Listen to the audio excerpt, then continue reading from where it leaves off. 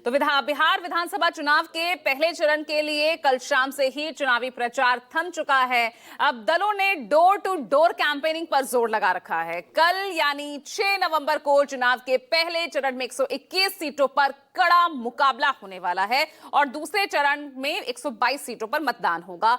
और यहां पर 14 नवंबर जो है इस डेट का सभी को इंतजार है, क्योंकि इसके बाद साफ हो जाएगा कि आखिर बिहार का ये चुनावी रण जीता किसने।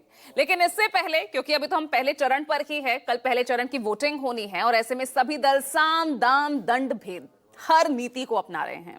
मोकामा सीट से केंद्रीय मंत्री ललन सिंह, बाहुबली अनंत सिंह के प्रचार में वोटिंग के दिन नेताओं को घर में पैक करने की बात कहते दिखे तो उनके खिलाफ आरजेडी ने आपत्ति जाहिर की। चुनाव आयोग ने एक्शन लिया और उनके खिलाफ एफआईआर दर्ज हो गई।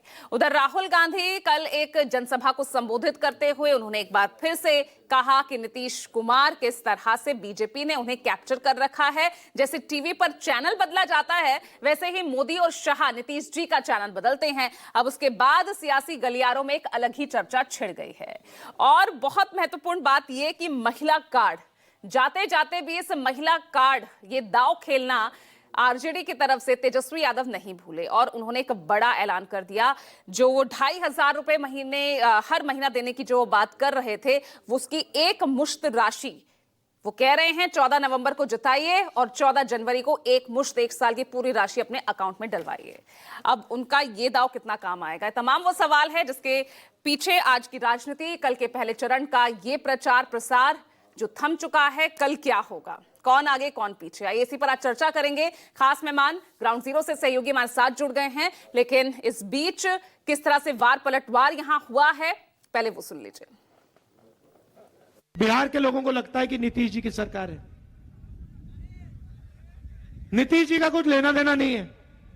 जैसे टीवी पे आप चैनल बदलते हो ना, ठक ठक ठक ठक चैनल बदलते हो ना, वैसे नीतीश जी का चैनल बदलते हैं मोदी जी, शाह जी। बटन दबाते हैं, खट जो चाहिए नीतीश जी करते हैं। बीजेपी ने नीतीश जी को पूरा कंट्रोल कर रखा है, दबा के पकड़ रखा है।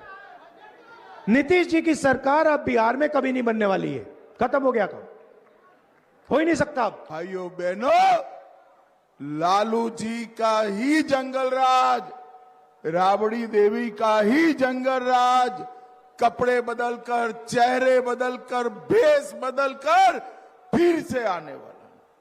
अगर 6 तारीख को गलती किया, 6 तारीख को गलती किया तो फिर से 11 तारीख को गलती किया तो फिर से अपहरण, फिरौती, खून और जंगल राज फिर से आएगा। अमित शाह जी को हम कहना चाहते हैं, अमित शाह जी, हम बिहार का लड़का है, किसी से डरते नहीं हैं।